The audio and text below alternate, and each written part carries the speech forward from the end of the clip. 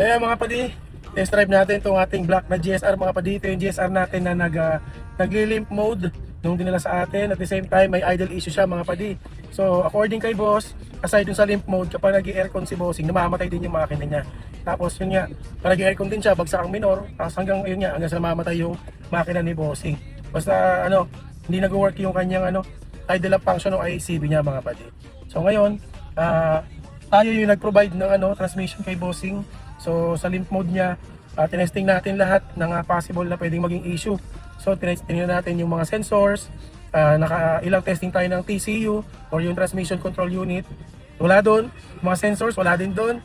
Wiring, tinesting din natin. Goods naman yung mga wiring. Hinimay natin yung mga wiring niya. Goods naman din. So hanggang sa yun nga, naging ending, palit tayo ng buong transmission kay boss, yung Tiptronic type. Ayan, so ngayon, testing tayo mga padi kung okay na yung transmission niya. Actually, mga isang linggo na namin daw tinetesting kasi nga para malaman agad namin kung may issue yung nakuha natin na transmission. So far sa halos 1 week na pag-testing natin, all goods naman na. So ayan, pakita ko na sa inyo tsaka para mapanood din ni bossing itong vlog natin para makita niya yung yung performance ng transmission na kinabit namin. So ayan mga padi, nandito na tayo sa highway, no. So ayan, makikita naman ninyo mga padi, naka-select na tayo sa drive. Nasa first gear yung kanyang gear ngayon sa transmission niya. So testingin natin mga padi. Second gear na siya. Kundido yung valve ng kanyang gauge mga padi. Kaya walang indicator yung second gear. Yan, nasa third gear na siya. So medyo marami ng sasakyan ngayon mga padi, kaya lalay lang tayo din. Hindi natin mamaya sa may bandang diretso. Kung mapapa fourth gear natin, no, para makita natin. Kasi yun nga, initial sa pag-test drive namin mga padi, maganda yung transmission na nakuha natin. Wala naman kaming na-experience na problema. Wala rin shift shock mga padi. Yung kapag nagpapalit siya ng gear, nagkakaroon na parang kaldag. Tapos yung from neutral to drive, maganda rin. And then from neutral to reverse, okay din. Walang shift shock, walang kaldag mga padi. So bago na rin yung langis nito, yung ATF niya mga padi. Ayan. Okay, so yan mga padi, na second gear tayo mga padi. Tingnan natin kung makapapa-fourth gear natin siya. Una tayo na konti, una tayo. Yan, third gear.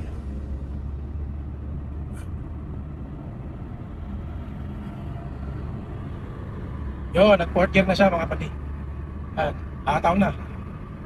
Kaya na humataw na sa sasakyan ni bossing. Tuli na oh. Yan. Yun nga lang mga padi, may napansin ako dito sa sasakyan ni bossing. Kaya pinatay ko yung aircon. Kasi, yun nga mga padi, may isa pang issue itong kay bossing, hindi na lang din namin na-check. Kapag naka-aircon kasi siya, naramdaman ko na bumibigat yung andar ng makina niya mga padi.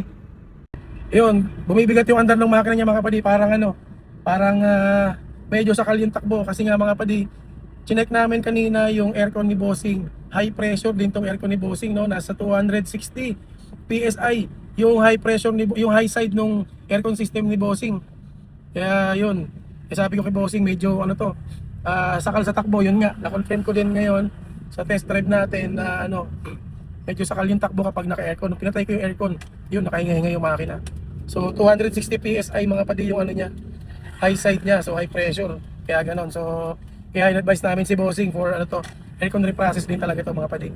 Kasi yung normal natin na reading ng high side is 150 to 180 mga padi.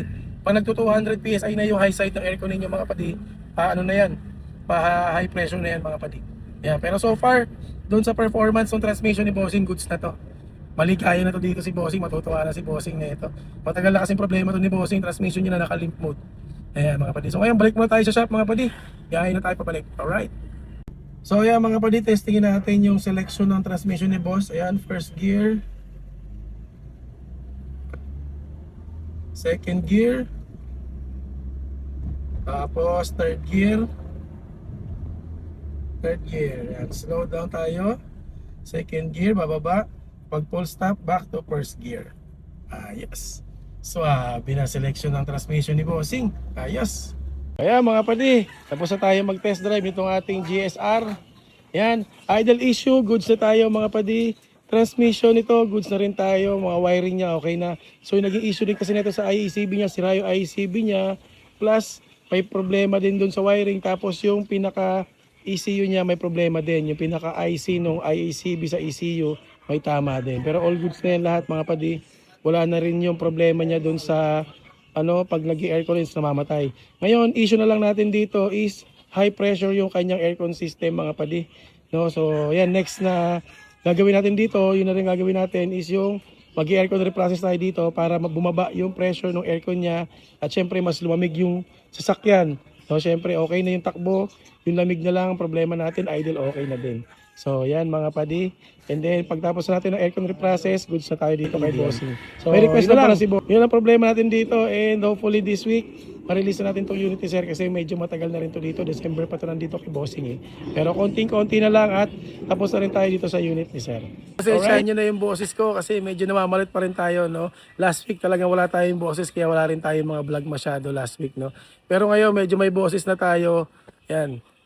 Vlog tayo na konti and ayun nga dito sa GSR ni Bossing, konti na lang, aircon reprocess na lang tayo dito sa sasakyan ni Bossing. Just yung power window ni Bossing, no, mga cable. Kaso wala tayong cable kasi nito, papagawa niya na lang siguro sa iba. And then, yung mga ilaw sa panel gauge ni Bossing. Yan, other than that, goods na tayo dito sa unit ni Bossing. So yun lang, yung sa Bossing namin na uniform personnel, yan. Salamat Bossing at ito na yung sasakyan mo boss. Goods na tayo sa transmission at dun sa pinaka-ACB mo. Aircon naman tayo ngayon mga boss. Alright? Salamat mga boss.